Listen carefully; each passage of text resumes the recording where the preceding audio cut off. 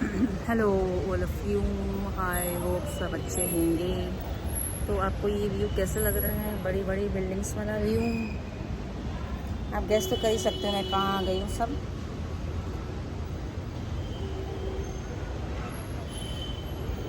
High rise buildings.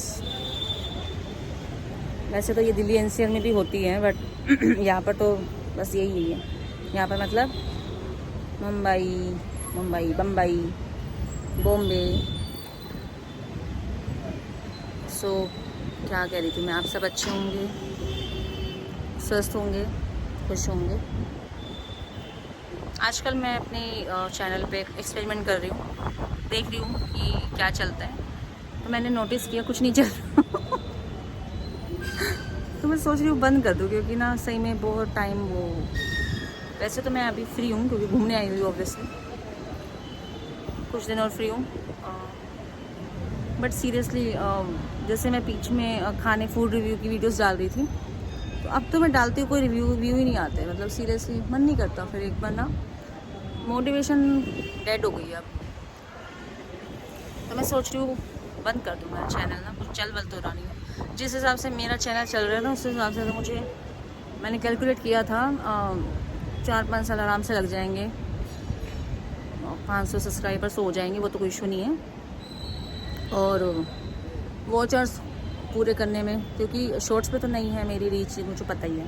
Videos पे games डाल देती हूँ तो हो जाती है 2 दिन में 1 पब्लिक वॉचर्स पूरे हो जाते हैं। तो और फिर रेगुलर, बीच में रेगुलर भी नहीं थी, तो मैंने पूरा कैलकुलेट किया तो मुझे नहीं लग रहा मैं, मतलब बहुत टाइम लग जाएगा। इससे अच्छा तो बंद ही कर दूँ फालतू में। ठीक है, सो के मेरा कोई वैसे भी वो नहीं था कि हाँ मुझे यूट्यूब चैनल कंटेंट क्रिएटर ही बनना है, क्योंकि आई नो बहुत टफ है। और इतने आइडियाज़ कहाँ से लाए बंदा, मतलब बहुत पॉसिबल ही नहीं है। मेरे पास तो आइडियाज़ आ ही नहीं सकते, मैं तो हुई नहीं इस टाइप की। क्रिएटर बनना बहुत मुश्किल है सीरियसली। जो हैं क्रिएटर बने हुए हैं वो, उनको रियली हैट्स ऑफ। पता है मुझे कितनी मेहनत करते हैं, एडिटिंग एंड इतने महंगे महंगे कैमरेज बाई करते हैं, फिर उसको एडिटिंग करते हैं, एडिटिंग ऐप्स बाई करते हैं, तो रियली टफ। तो मैं तो सोच रही हूँ मैं क्विट कर दूँ ये सब। आप बताओ आपको क्या लगता है, मुझे क्विट करना चाहिए या रहना चाहिए? मतलब गेम्स तो देखो मैं प्ले करती हूँ, बट कभी कभी नहीं होता टाइम। अब गेम्स प्ले करना इतना ईजी नहीं है, आपको पूरा टाइम देना पड़ता है। बहुत सारी चीज़ें होती है। अच्छा इंटरनेट होना चाहिए, मोबाइल होना चाहिए। अब मैं अपने मोबाइल से नहीं खेल रही, मैं आईफोन यूज़ करती हूँ, तो मुझे डिफरेंस लगा, क्योंकि मेरे स्टोरेज की इशू रहता ही है।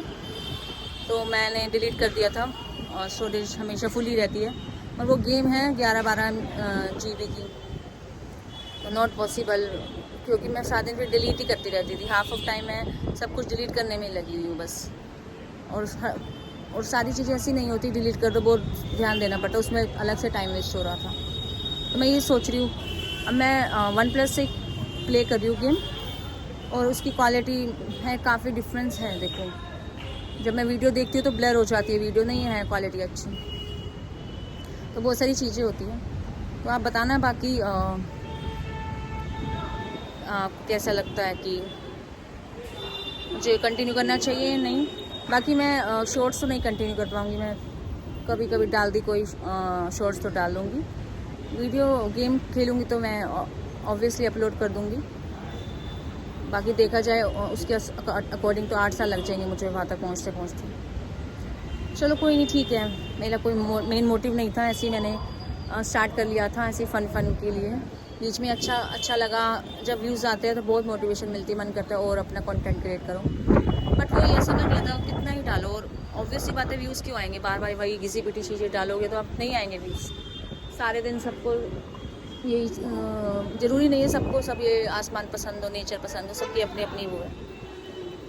और बाकी फेस तो मैं अभी भी कंफर्टेबल नहीं हूँ, आधा दिखा देती हूँ, पर वो पूरी वाली कंफर्टेबिलिटी अभी भी नहीं आ रही है मेरे अंदर। और वो मैं शायद कभी नहीं कर पाऊँगी, मुझे नहीं लगता मैं कर पाऊँगी, उसमें कभी कंफर्टेबल हो पाऊँगी। तो इसलिए छोड़ दूँगी ये सब।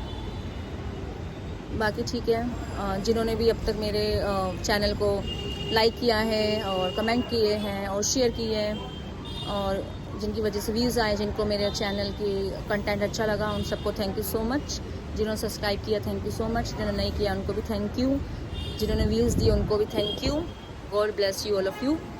खुश रहो, हेल्दी रहो, घूमो फिरो, कोशिश करो, ऐश करो, घूमो फिरो। ठीक है, आप व्यू को एंजॉय करो। मैं एक छोटी सी क्लिप और अटैच कर दूँगी साथ में। ये है मुंबई का व्यू, कोकोनट के ट्रीज़, हाई राइज बिल्डिंग्स। क्योंकि मैं अरेबियन सी के बिल्कुल ही पास रहती हूँ, 500 मीटर ही दूर है अगर देखा जाए तो यहाँ से बादल आते हैं, सी से बनते हैं और ये इस डायरेक्शन में चले जाते हैं मोस्टली। मतलब वेस्ट, अरेबियन सी जो वेस्ट साइड है, तो वेस्ट साइड से आके इसकी साइड चले जाते हैं।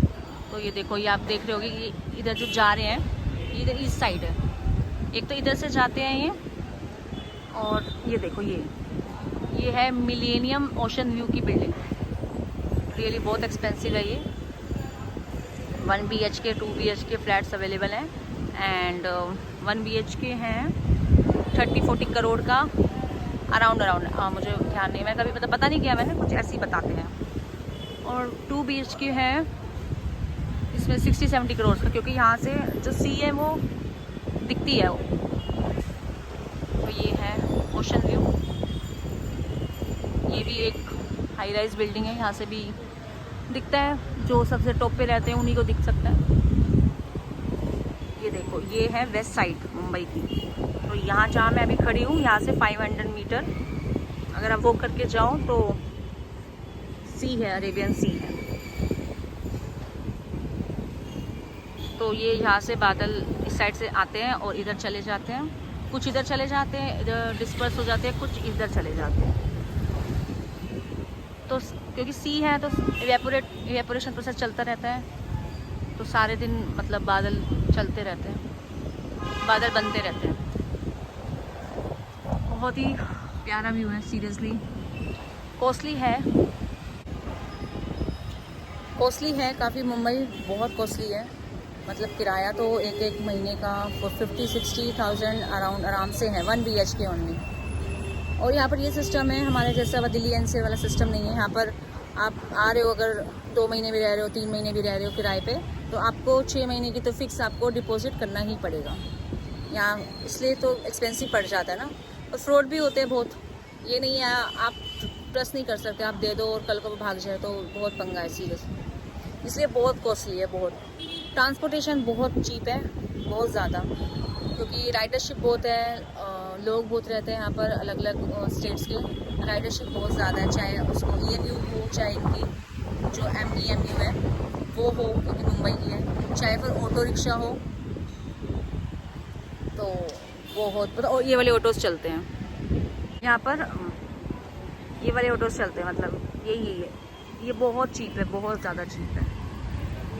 आपको यहाँ पर और कोई नहीं मिलेगा, वो नॉर्मल वाले रिक्शे कुछ नहीं मिलेगा।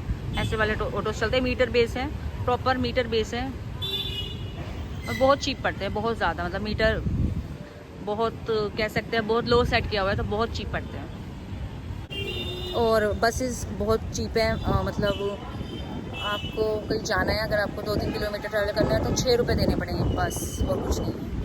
6 रुपये में आप पहुँच जाओगे, मिनिमम फेयर।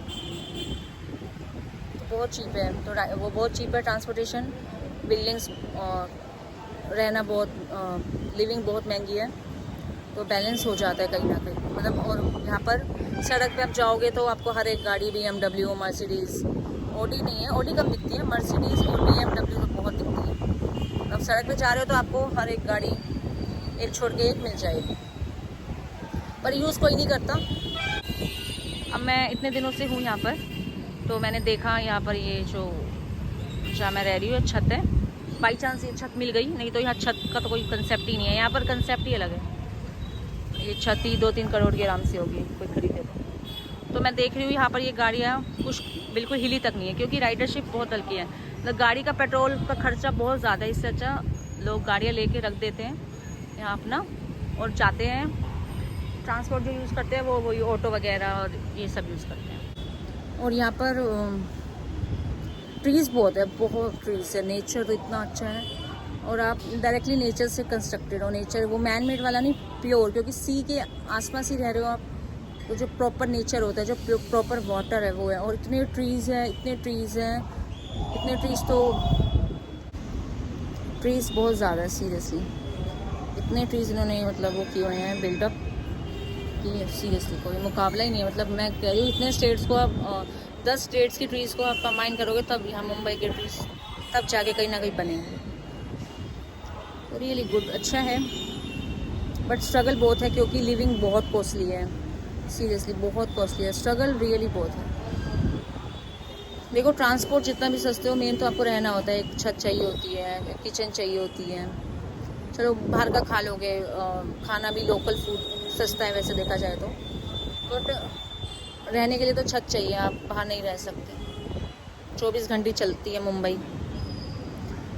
तो वही है यार, अच्छी खासी नौकरी जो कमा रहा है 1 लाख महीने का विदाउट टैक्स, वो यहाँ रह सकता है। उससे नीचे वाले को तो स्ट्रगल ही स्ट्रगल है। तो आई होप आपको अच्छा लगा होगा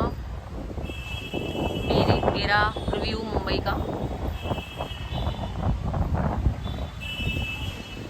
यहाँ पर 24 आवर्स ये बादल उठते हैं और बन जाते हैं और ये ट्रैवल करते रहते हैं, तो ऐसा लगता है सारे दिन इन्हीं को देखते रहो,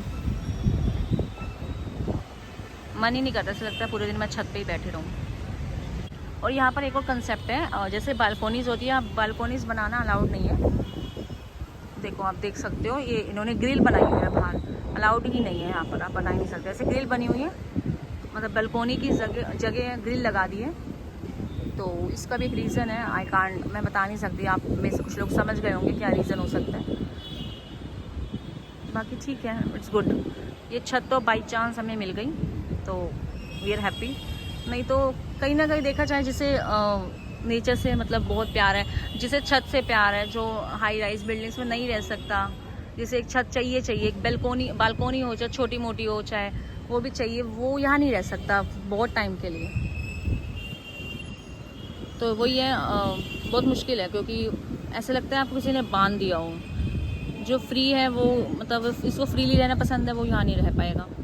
बट वही है, खाने लिविंग के लिए बहुत कुछ करना पड़ता है, जब स्टेबिलिटी नहीं होती तो बहुत प्रॉब्लम्स होती है, फिर आपको एडजस्ट करना पड़ता है, या तो आप रह लो या फिर आप भूखे मरो, और क्या कर सकते हैं।